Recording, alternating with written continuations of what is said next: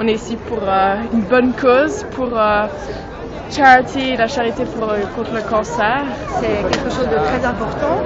Je viens participer et montrer mon soutien à toutes les personnes qui sont atteintes de cancer. Les buts de la Ligue genevoise contre le cancer, ils sont nombreux. C'est surtout de soutenir les patients qui sont affectés de cancer en leur offrant des consultations. Il y a des espaces où les patients peuvent venir à tout moment, qu'on appelle des espaces médianes.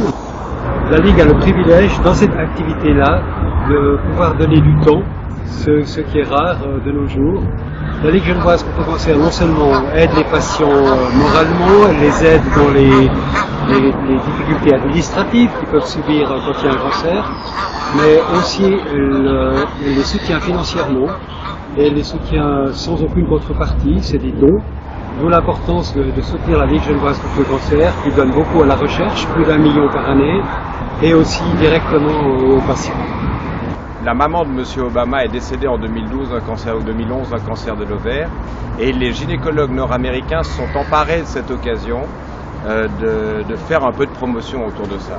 Ils ont organisé dans l'automne 2012, pour la première fois, un événement autour de la Maison Blanche qu'ils ont appelé le Guyneton. Cet événement a eu un énorme effet médiatique et le professeur Larry Maxwell s'est posé la question pourquoi ne pas étendre cette campagne promotionnelle, informative, éducative à la population à un échelon international, voire pourquoi pas à un échelon mondial.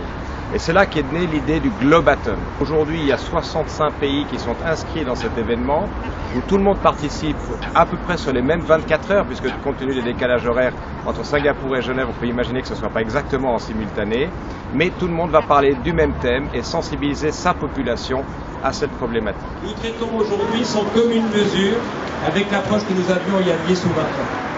Nous avons réussi à voir certains cancers autrefois potentiellement mortels devenir aujourd'hui totalement contrôlés. Et ce rêve, nous le faisons pour tous les cancers. Aujourd'hui, c'est un jour particulier parce qu'on parle aussi des cancers gynécologiques qui touchent la femme, et notamment le cancer de l'ovaire, qui est malheureusement la première source de mortalité parmi les cancers chez les femmes.